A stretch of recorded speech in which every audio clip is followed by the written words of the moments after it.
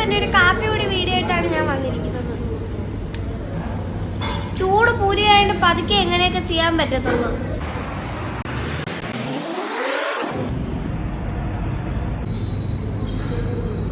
ചെന്നിരുന്നപ്പോ തന്നെ അവർ ഒരു തൊട്ടി സാമ്പാർ കൊണ്ടുവച്ച്, പിന്നെ ചമ്മന്തിയൊക്കെ കൊണ്ടുവച്ച്.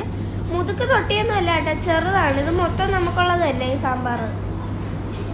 കറി ലാവിഷായിട്ട് എടുത്ത് കൂട്ടാനുള്ളതുണ്ട്. എന്തായാലും വെജിറ്റേറിയൻ ഹോട്ടലിലൊക്കെ രാവിലെ ചെന്ന് കയറി കഴിഞ്ഞാൽ നല്ല വൈബാണ്. അതുകൊണ്ട് സാമ്പാറും ഇഡലിയും പൊങ്കലും എല്ലാം നേരത്തെ തന്നെ അവർ റെഡിയാക്കി വെക്കും. പിന്നെ നമ്മുടെ സൈഡിൽ നിന്നൊരു ചേട്ടൻ നല്ല ഒന്നാന്തരം ചായയും കാപ്പിയൊക്കെ റെഡിയാക്കിക്കൊണ്ടിരിക്കുകയാണ്. മെനുവിലാണെങ്കിൽ ഒരുപാട് വിഭവങ്ങളിലുള്ള ഫുഡുകളുണ്ട്. പക്ഷെ ഞാൻ ഓർഡർ ചെയ്തത് പൂരി സെറ്റാണ്. ഏത് ഫുഡ് നമ്മളിങ്ങനെ വെജിറ്റേറിയൻ ഹോട്ടലിൽ കയറി ഇങ്ങനെ ഓർഡർ ചെയ്താലും അതിൻ്റെ കൂടെ ഉഴുന്നുവടയും കൂടെ ഇനി കയറി വരും. ഞാനും അപ്പച്ചനും കൂടെയാണ് പൂരി സെറ്റ് വാങ്ങിച്ചിരിക്കുന്നത്. പിന്നെ ഗീതമ്മ ഒരു പേപ്പർ ദോശ. ഇതാ പൂരിയിലൂടെ കഴിഞ്ഞേറിയിട്ട് കിഴങ്ങേറിയും കൂടെ ഉണ്ട്. അപ്പം നമുക്കിനി കിഴങ്ങേറിയും കൂട്ടി ഒരു പിടി പിടിക്കാം. ആ സമയത്തിനാണ് ചായയും കാപ്പിയൊക്കെ വന്നിരിക്കുന്നത്. 4 ചായയും ഒരു കാപ്പിയാണ് പറഞ്ഞിരിക്കുന്നത്.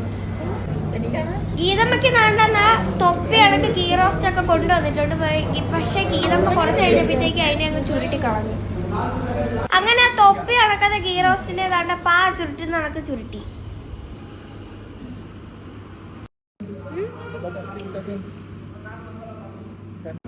വേണോ?